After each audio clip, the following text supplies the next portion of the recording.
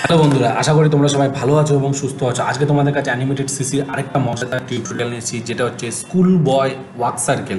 যে একটা স্কুলের বাচ্চা যে স্কুলে যখন যায় হেঁটে কিভাবে যায়। তো দেরি না করে শুরু করা যাক আজকের ভিডিও। তো সবার প্রথম দেখো, অ্যানিমেটেড সিসিতে আমি একটা ক্যারেক্টার বানানো আছে, আমার একটা স্কুল বয়, তার পিছনে একটা ব্যাগ আছে এবং তার পা রয়েছে। সবগুলো দেখো আমি পার্ট বাই পার্ট আমার রিগ করা আছে।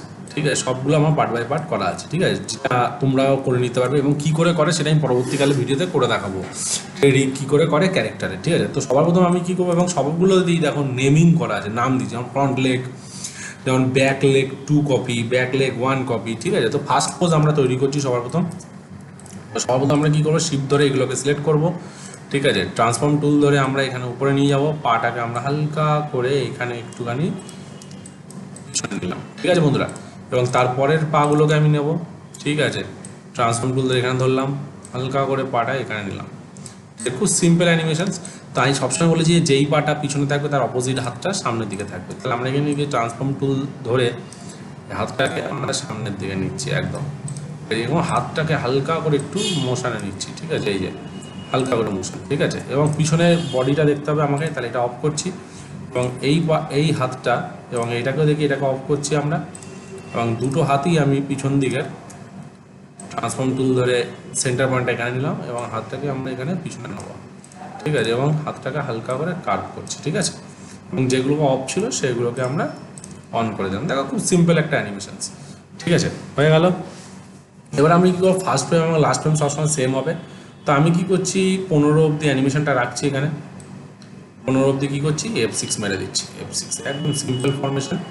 এবং তারপরে কী করবো, আচ্ছা ঠিক আছে, 15 অবধি না করে আমি কী করছি, এখানে 20 অবধি করে দিই, 20 ফ্রেম অবধি। ঠিক আছে, একদম 20 অবধি F6 মারছি। ঠিক আছে বন্ধুরা, এবং কী করবো, 10 নম্বর ফ্রেমে গিয়ে আমি কী করবো, এটাকে আবার মাঝখানে F6 মারবো, F6। ঠিক আছে, এবং যেই পাটা, এই পাটাকে সর্বপ্রথম কী করে, এটাকে আমি লক করে দেবো। তো আমি কী করছি, এগুলোকে লক করে দিচ্ছি। এই যে লক একটা, এই যে লক একটা, অ্যান্ড নিচে যে শুজ আছে এটাকে লক একটা।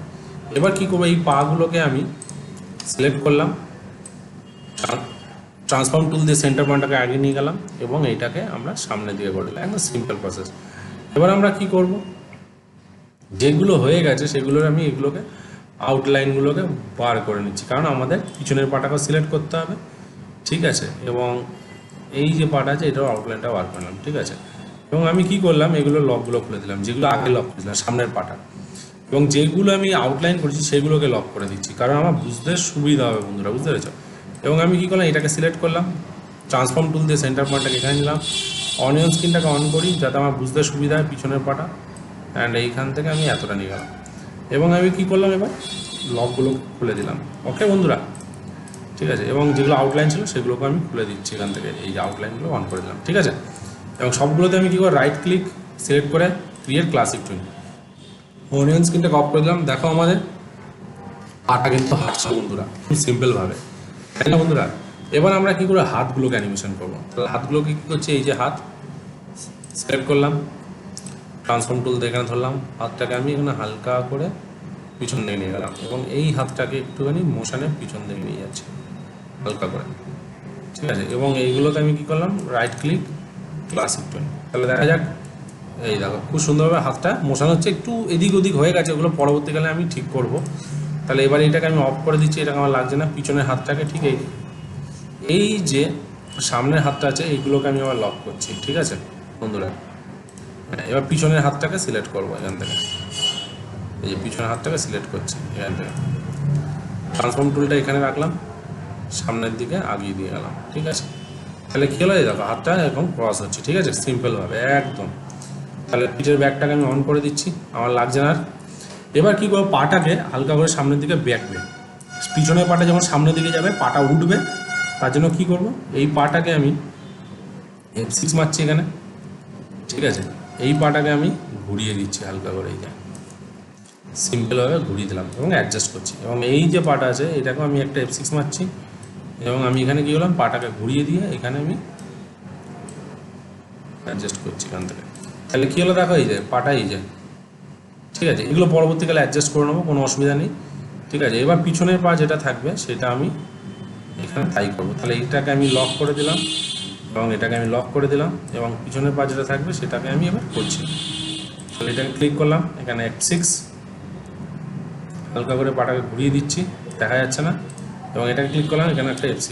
এবার এটাকে আমি হালকা করে এখানে ঘুরিয়ে দিচ্ছি। ঠিক আছে বন্ধুরা, এই যে সিম্পল প্রসেস, কোনো ব্যাপার না।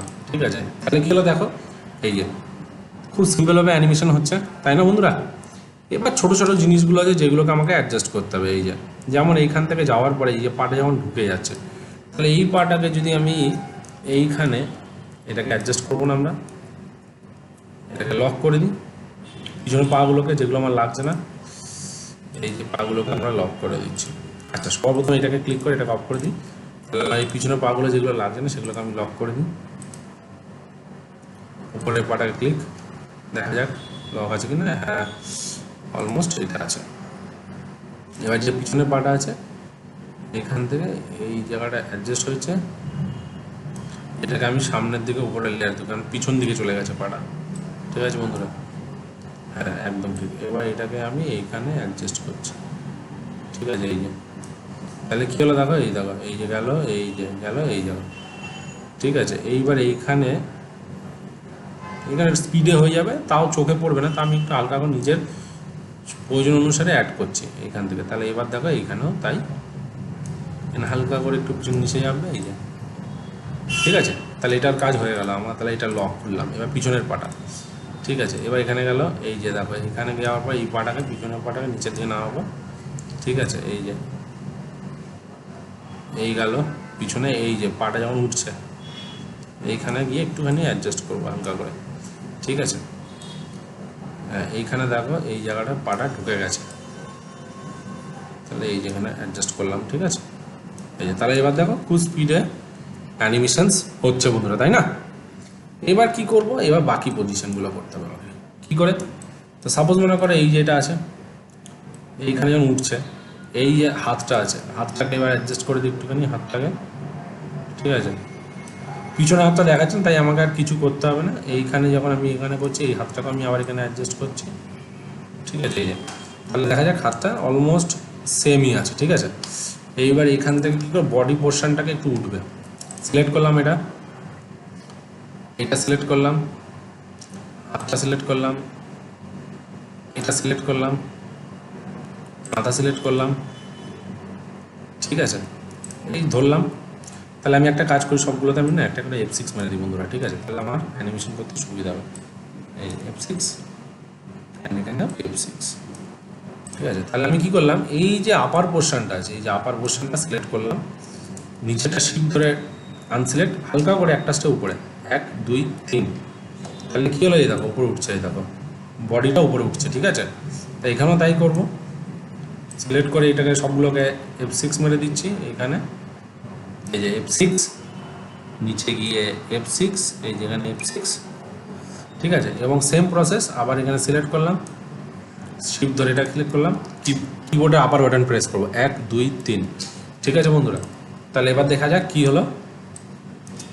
তাহলে এই যে খুব সুন্দরভাবে হাঁটছে, তাই তো? এবার কিন্তু প্রবলেমটা হয়ে গেল, দেখো এবার টাইটাও হিলবে। তো টাইটাকে ক্লিক করলাম, হালকা করে একটু উপর দিকে নিয়ে গেলাম, অ্যান্ড অল্ট প্রেস করে মিডিল ফ্রেমটাকে পরে 15 নম্বর ফ্রেমে কপি করে দিলাম অল্ট প্রেস করে। তাহলে দেখো কী হলো, এবার দেখো টাইটটা হিলছে। এবার ব্যাকটা হিলবে একটু উপর দিকে, তাহলে হালকা করে একটু পজিশনটা উপরে নিচ্ছি, হালকা করে, বেশি না, এইখান থেকে একটুখানি, এই যে। ঠিক আছে, এই যে আবার এখানে অল্ট প্রেস করে এখানে কপি করলাম, তাহলে দেখা যাক কী হচ্ছে। এই যে দেখতে পাচ্ছ খুব সুন্দরভাবে ব্যাকটাও হিলছে বন্ধুরা। এবার মাথাটা হিলবে, তাই না? মাথাটাকে হালকা করে মাথাটাকে একটু সামনে দিকে কার্ভ করে দিই, আবার অল প্রেস করে কপি করে 15 নম্বর ফ্রেমে করলাম। কারণ ফার্স্ট ফ্রেম মানে 1 নম্বর ফ্রেম, 10 নম্বর ফ্রেম অ্যান্ড 20 নম্বর ফ্রেম একই থাকবে, আর 5 নম্বর ফ্রেম 15 নম্বর ফ্রেম একটু এদিক ওদিক হবে। ঠিক আছে, তাহলে দেখো এই যে খুব সুন্দরভাবে অ্যানিমেশনস ক্রিয়েট হয়ে গেছে, দেখতে পাচ্ছ বন্ধুরা। বাইরে চলে আসি, একটা বাইরে রাখি এরকমভাবে।